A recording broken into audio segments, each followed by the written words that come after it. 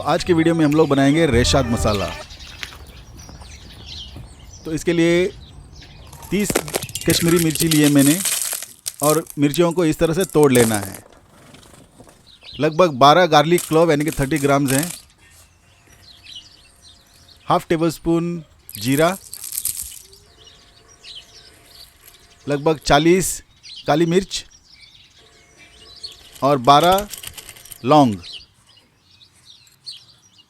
Half inch अदरक और ये गोवन विनीगर है। अगर गोवन विनीगर आपके पास नहीं है तो आप कोकोनट विनीगर इस्तेमाल कर सकते हो। तो इसको हमने थोड़ी देर इसको सोक कर लेना है। अभी हाफ टी स्पून में इसमें हल्दी पाउडर डाल देता हूँ और दालचीनी, एक 2 इंच दालचीनी है। इस मसाले में हम लोग पानी नहीं इस्तेमाल करेंगे। इस मसाले में कोई पानी का इस्तेमाल नहीं होता।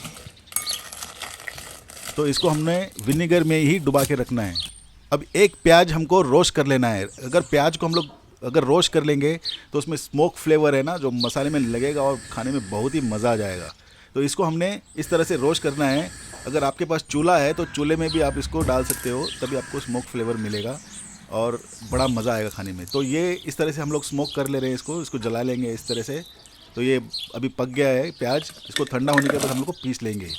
अभी सारा मसाला हम लोग इकट्ठे करके इसको पीस लेंगे। और ये विनीगर है जो हमने सोक किया हुआ था। अभी ये प्याज ठंडा हो गया है तो हम इसको इसमें डाल के अभी पीस लेंगे। तो एकदम गाढ़ा पीसना है हमने। ध्यान रखना, अगर आपको लिक्विड की ज़रूरत पड़ेगी तो आप विनीगर ऐड करना, कोकोनट विनीगर या गोवन विनीगर।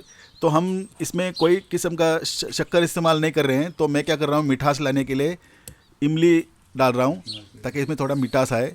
मैं शक्कर अवॉइड करता हूँ अपने खाने में। थोड़ी नमक डाल लेते हैं।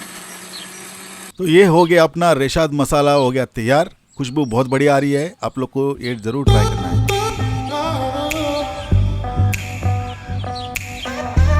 तो मिलते हैं अगले वीडियो में कुछ और रेसिपी के साथ। तब तक के लिए धन्यवाद।